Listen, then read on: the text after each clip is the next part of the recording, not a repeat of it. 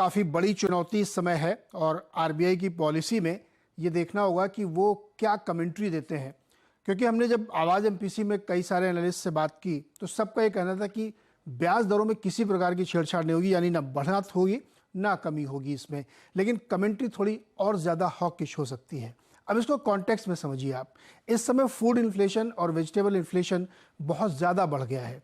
आपने देखा होगा वीट प्राइसेस इंटरनेशनली 18% बढ़े हुए हैं। राइस पे सरकार ने बैन लगा रखा है नॉन बासमती पे, जिससे प्राइसेस ऊपर न जाएं। शुगर एक्सपोर्ट पे बैन लगा रखा हुआ है। कच्चे तेल की कीमतें 90 की तरफ बढ़ रही हैं। तो सिर्फ पेट्रोल डीजल के दाम रोक लेने से ये महंगाई नहीं रुकती, क्योंकि पेट्रोकेमिकल के दाम पे कोई कंट्रोल नहीं होता है। तो क्रूड का बढ़ना और फूड इन्फ्लेशन का बढ़ना एक बड़ी चुनौती पेश कर रहा है। अब आरबीआई की दुविधा ये है कि दुनिया भर के सेंट्रल बैंकर्स ब्याज दरें बढ़ा रहे हैं। इंग्लैंड ने बढ़ा दिया है, यूरोपियन बैंक ने बढ़ाया है, एक बार फेड बढ़ा चुका और दूसरी बार बढ़ाने की उसकी सितंबर की बैठक में तैयारी है। ऐसे में आरबीआई के सामने एक चैलेंज ये है कि अगर वो स्टेटस को रखते हैं तो इस करंट इन्फ्लेशन से कैसे निपटेंगे, अगर वो बढ़ाते हैं तो अपनी ग्रोथ को थोड़ी दिक्कत हो सकती है। इस मुश्किल हालात में शायद एक तरीका ये हो सकता है, जो हमारे एक्सपर्ट ने कहा है, कि इस समय स्टेटस को रखेंगे और ये संभावना या इस प्रिजम्पशन पे कि शायद 1-1.5 महीने बाद जब वेजिटेबल इन्फ्लेशन थोड़ा सा नीचे आ जाएगा, उसके बाद कॉल लेना ज़्यादा आसान होगा। लेकिन इसमें कोई शक नहीं है कि आरबीआई के सामने एक बहुत बड़ा चैलेंज है कि वो रेट को लेकर के क्या राय बनाते हैं।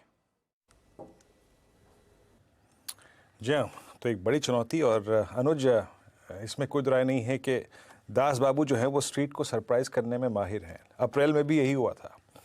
और जैसे नीरज जी कह रहे थे, wheat, rice, vegetables, crude heading towards 90। अनुज, जो हमें अप्रैल में एक कंफर्ट मिला था और एक सरप्राइज कंफर्ट मिला था जिसने इस पूरी रैली को ड्राइव किया, बैंक, बिल्कुल, रियल स्टेट एंसिलरी, वो आज हमें लग रहा है कि हमारे पास नहीं है। और अनुज, ये जो लास्ट में बात थी ना कि possibility of rate hike across the world जो हो रहा है, यूरोप में देखिए आप, इंग्लैंड में देखिए, क्या वो फियर भी बना हुआ है? क्या स्ट्रीट इसके लिए प्रिपेयर हो रही है, ये जो बैंक निफ्टी का बिहेवियर है उसको देखते हुए? वेल वीरो, रेट हाइक मुझे टफ लगता है, क्योंकि रेट हाइक अगर होना होता ना तो अब तक किसी न किसी तरीके से मार्केट को प्रिपेयर कर चुके होते आरबीआई। रेट हाइक नहीं आनी चाहिए मेरे ख्याल से, पॉज तो रहना चाहिए, लेकिन स्टांस जो है मुझे लग रहा है कि थोड़ा जो एकदम ही अकोमोडेटिव रहा है वो थोड़ा सा शायद हो सकता है कि थोड़ा सा नॉन अकोमोडेटिव हो जाए, ये वर्ड यूज हो सकता है।